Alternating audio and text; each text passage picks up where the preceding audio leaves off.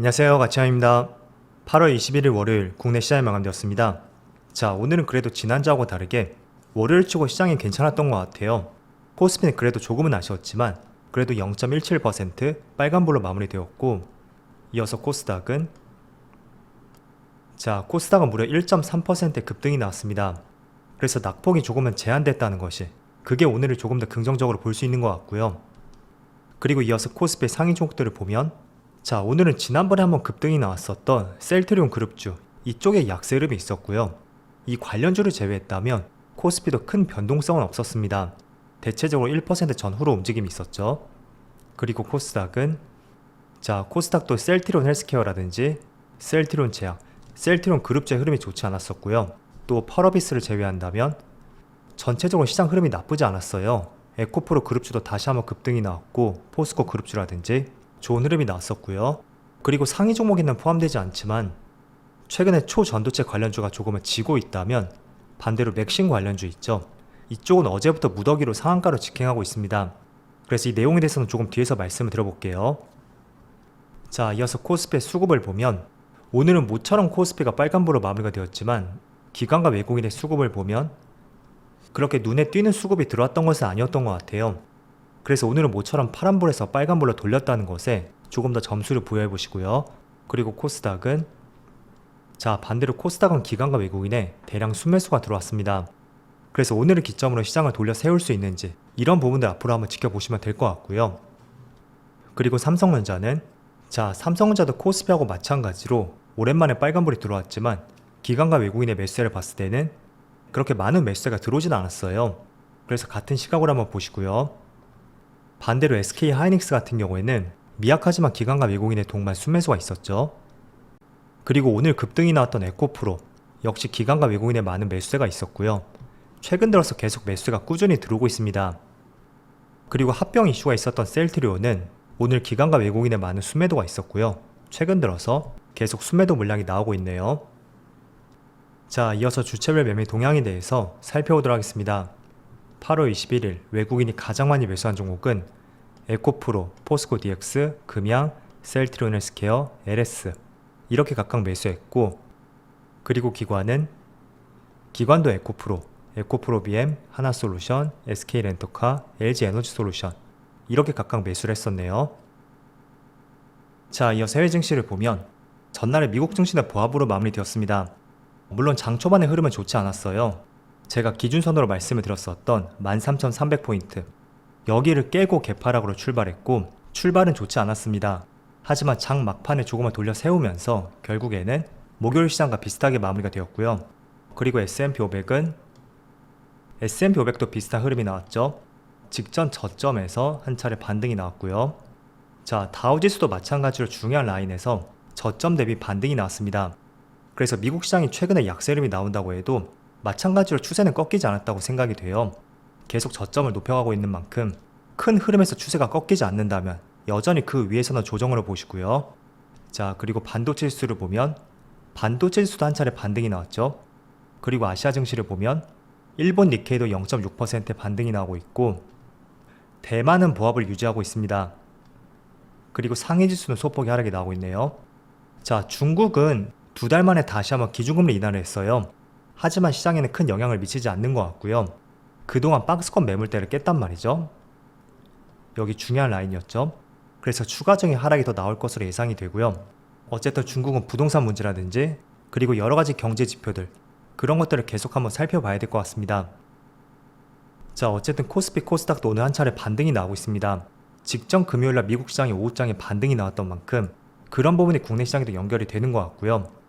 오늘 이렇게 시장이 마무리가 된다면 코스피는 3일 연속으로 빨간 양봉이 들어오게 돼요. 그래서 3일 연속 양봉이 들어온다는 것은 추세를 조금은 돌릴 수 있는 하나의 터닝포인트가 되지 않을까? 이렇게도 한번 예상을 해볼 수가 있습니다. 그래서 이번 주에 그런 변화가 나올 수 있는지 같이 한번 살펴보시면 좋을 것 같고요. 그리고 이번 주는 정말 중요한 이벤트가 있어요. 이번 주 목요일에 많은 중요한 일정들이 있는데, 첫 번째로 네이버의 새로운 AI 플랫폼이 공개가 될 예정입니다. 그리고 두 번째로 엔비디아의 실적 발표가 있고요. 또 세 번째로 연준의 잭슨홀 미팅을 앞두고 있습니다. 그래서 저는 가장 중요하게 보는 것은 바로 엔비디아의 실적이라고 생각이 돼요. 사실 지난 5월쯤에 엔비디아가 한 차례 급등이 나왔었고 그 때문에 AI 반도체 관련주들 엔비디아를 따라서 좋은 흐름이 나왔습니다. 하지만 여기에 고점 있죠? 7월 18일이라고 되어 있는데 그때 이후부터는 많은 반도체 관련주들이 그렇게 썩 좋은 흐름이 나오진 않고 있어요. 그래서 이번 주 목요일 새벽 그때 엔비디아의 실적 발표가 있을 것이고요. 그 실적 발표를 통해서 실적에 대한 눈높이라든지 향후 가이던스 그런 것들이 생각보다 긍정적으로 나온다면 다시 한번 반도체 관련주에 좋은 흐름이 나올 가능성이 상당히 높습니다. 그래서 이번 주 목요일날 엔비디아 실적 발표를 한번 보시고요. 또 이거 한번 말씀을 드려볼게요. 저는 대체적으로 국내 시장 같은 경우에는 실적이 얼마나 나왔는지 그 전보다는 향후 가이던스에 집중을 해보자 라고 늘 강조해 드리고 있습니다. 그렇게 말씀을 드리는 것은 유독 국내 시장은 다른 글로벌 시장에 비해서 시장도 굉장히 선반영하는 경향이 있고 또 뉴스가 나왔을 때는 오히려 그게 고점이 되는 이런 모습들이 상당히 많이 발생이 되었습니다. 그래서 그런 선례들이 상당히 많았기 때문에 실적보다는 가이던스를 집중해보자 라고 말씀을 드리는 것이에요. 그걸 조금 증명해 볼 수 있는 것은 물론 여러분들도 느끼셨을 거예요. 자, 여기 데이터를 보시면 국내 증권사 리포트는 영업이익의 적중률이 고작 10%밖에 되지 않는다 이런 기사가 있습니다. 그래서 이걸 보더라도 우리나라 증권사 전망치는 그렇게 신뢰성을 둘 수는 없는 것 같아요.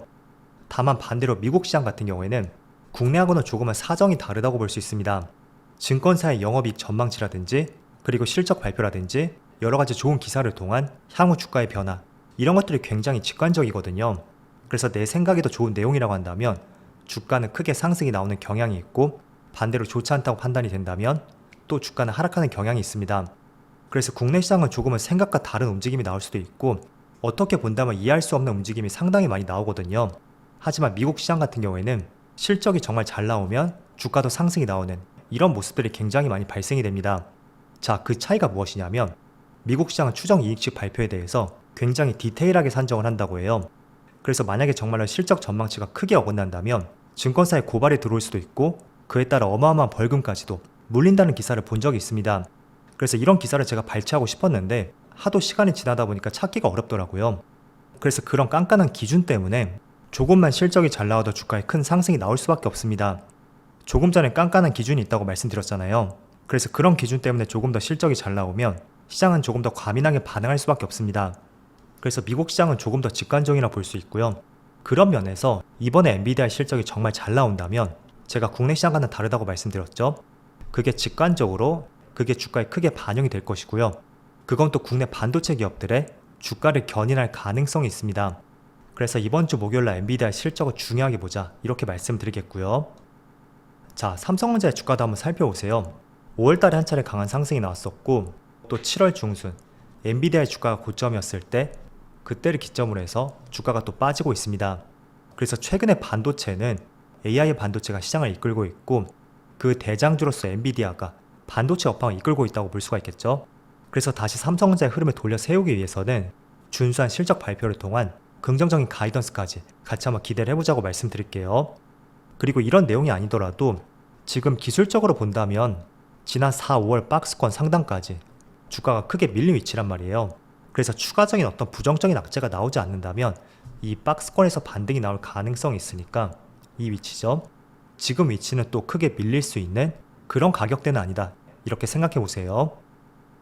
그리고 반도체 재고도 감소세를 보여주고 있고 하반기에는 적자폭이 줄어들 것으로 예상이 되죠. 이런 부분도 한번 고려를 해보신다면 지금은 실적 피크에 대한 우려감보다는 부진한 실적에 대한 변곡점 그런 것들을 철저하게 고려할 시점이라고 말씀드리겠습니다. 자, 그리고 얼마 전에 초전도체 관련주가 강세를 보여주었고 오늘도 큰 변동성을 보여주고 있지만 약간은 추세가 꺾인 듯한 그런 움직임을 보여주고 있습니다. 자, 그런데 다시 한번 이 초전도체를 이어줄 수 있는 새로운 테마가 생겨났다고 생각이 돼요. 그게 바로 뭐냐면 바로 맥신 관련주, 대표적으로 아모센스라든지 티플렉스 그리고 태경산업 이런 종목들이 지금 테마의 힘을 받고 있거든요.